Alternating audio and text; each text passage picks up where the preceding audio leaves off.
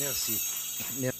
Compatriotes, chers amis de l'étranger, chers, quand je dis de l'étranger, les ambassadeurs qui sont ici avec nous, chers amis canadiens, québécois, c'est un plaisir pour moi encore d'être avec vous cette année et je vais en profiter pour faire le bilan, le point de la situation en Haïti. Et je ne sais pas s'il est prévu des questions, des réponses, une conversation. Premièrement, je vais vous présenter, à part les membres de mon cabinet, les membres de la délégation qui m'accompagnent aujourd'hui. Nous avons le sénateur Yvon Busserette du Sud, le député Astrel Dolné. Ils sont membres, comme nous venons au sommet de la francophonie, ils sont membres, ils sont présidents des commissions de la culture au Sénat et à la culture et de l'éducation au Sénat et à la Chambre des députés. Nous avons également avec nous le président de la Chambre canado-haïtienne, M. Franz Lyoto, le président de la Chambre franco-haïtienne, M. Grégory Brandt, et également le ministre des Haïtiens vivant à l'étranger, un vieux Québécois, M. Maniga. Où en est Haïti depuis notre dernière rencontre? Après nous être rencontrés, j'avais promis de la stabilité dans le pays. Et c'est ainsi que nous avons formé un gouvernement d'inclusion. Un gouvernement où, après cette élection, on pouvait dire qu'il n'y avait pas de vaincu. Les principaux partis politiques se sont retrouvés à côté de moi à participer au sein de l'exécutif pour prendre les décisions ensemble. Cette expérience a duré 2 ans et demi et malheureusement, les émeutes de la fin d'avril de l'année passée ont rompu cet équilibre. Haïti n'avait pas encore compris qu'il s'agissait d'une crise mondiale, de la nourriture chère partout sur la terre, d'une crise du carburant cher.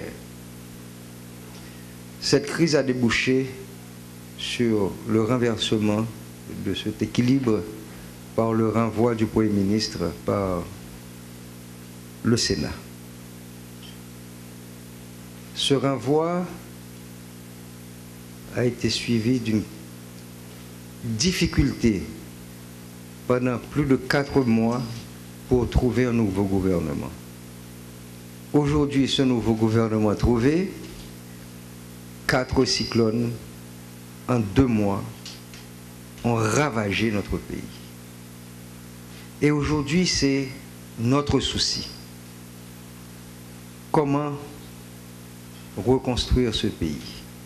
D'abord, il a fallu porter secours à toutes ces populations sinistrées.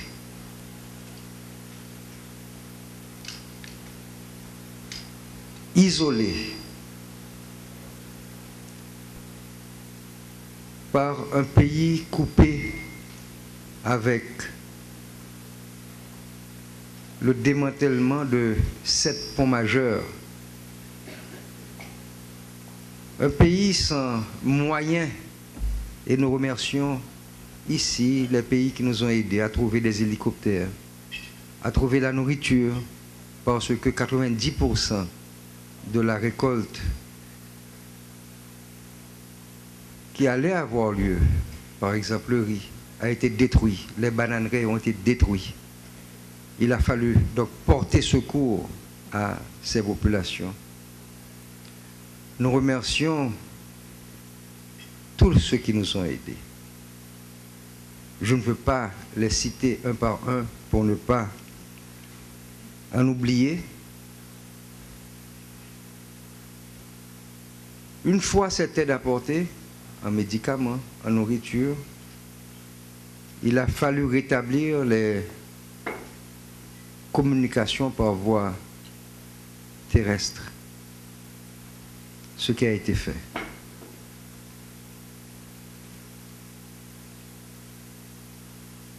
Il y a des zones qui ont été plus touchées que d'autres. Les Gonaïves, Cabaret.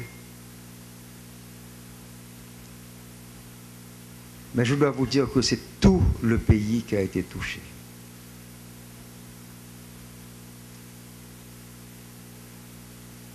Notre grande crainte aujourd'hui, c'est que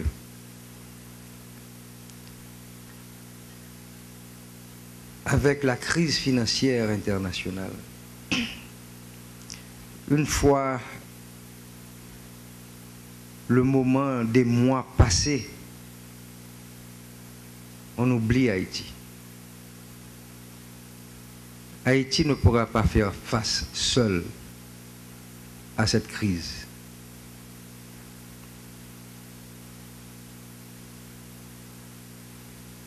Demain commence le sommet de la francophonie. Ce sera encore pour moi une occasion, après le sommet des Nations Unies, après la conférence des Amériques, de rappeler à la communauté internationale le sort d'Haïti et la nécessité de lui apporter son soutien. Nous commencions à sortir vraiment des difficultés lorsque ces 4 cyclones nous ont frappés. Il vous est difficile d'imaginer à partir d'ici ce que c'est que ce drame. Même ceux qui sont en Haïti, qui sont à Port-au-Prince, ne peuvent pas évaluer l'ampleur de la douleur, de la souffrance, si on ne va pas sur les lieux pour voir, pour vivre cette douleur.